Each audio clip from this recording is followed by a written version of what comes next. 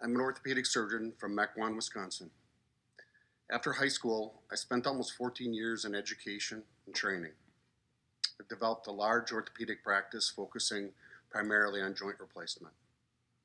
I average over 5,000 patient visits per year and perform well over 800 surgical procedures per year. While my personal core identity focuses on my family, I love my job as an orthopedic surgeon. My patients and coworkers will undoubtedly say that I have a passion for my job.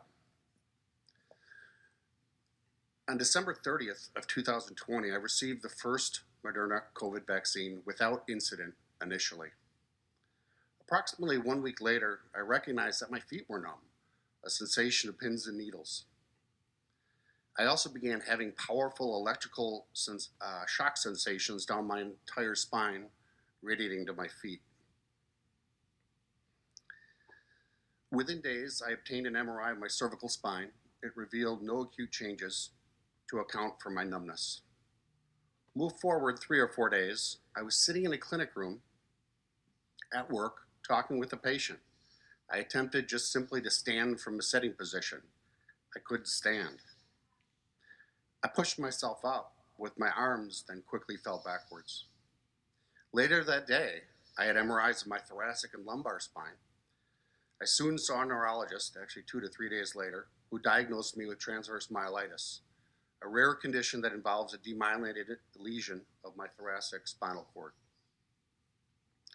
While my neurologist recommended I take 2 or 3 months off of work, I agreed to take 2 weeks. After I returned, I operated on 2 consecutive days, although I intended shortened schedule. After the second day, I felt horrible. I was numb from my umbilicus to my feet. I could barely walk, and I have been off work since. I'm just not safe to work as an orthopedic surgeon.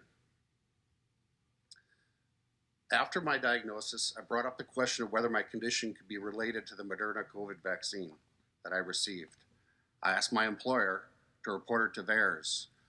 I was aware that the UK AstraZeneca COVID vaccine trial was delayed twice because of 3 cases of transverse myelitis.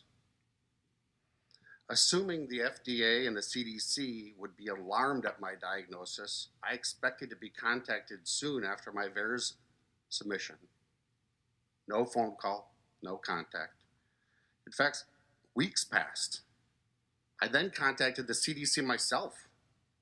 They acknowledged my VAERS submission, but stated my reaction was categorized as not serious, as I had not been hospitalized and I hadn't died.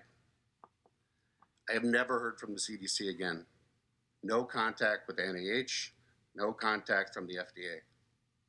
I notified Moderna directly numerous times and asked that I be contacted. No one from Moderna ever contacted me.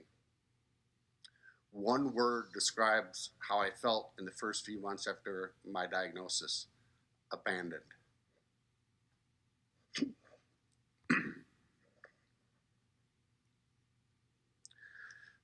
My life has dramatically changed after this adverse reaction. My career of 19 years, that I took almost 14 years to train for, is likely over.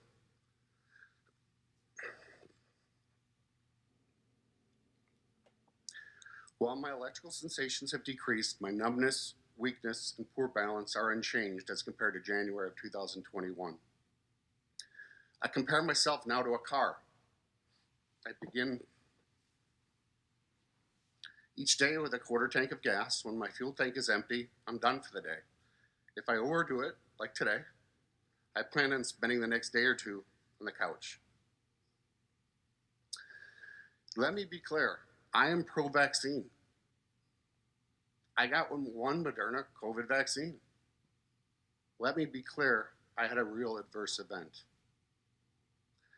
I urge the CDC, the FDA, the NIH, and all other involved governmental agencies to listen to the injured. Their adverse events are real. I urge everyone to become open and transparent with COVID vaccine data. The VAERS system is grossly inadequate. I am bewildered how we as a country seem to be dependent on foreign data. I urge additional monies be allocated to studying the etiologies and treatment of these adverse events. I also urge Congress to enact legislation to allow for financial remedy under the Vaccine Injury Compensation Program for those injured by the COVID-19 vaccinations. Thank you.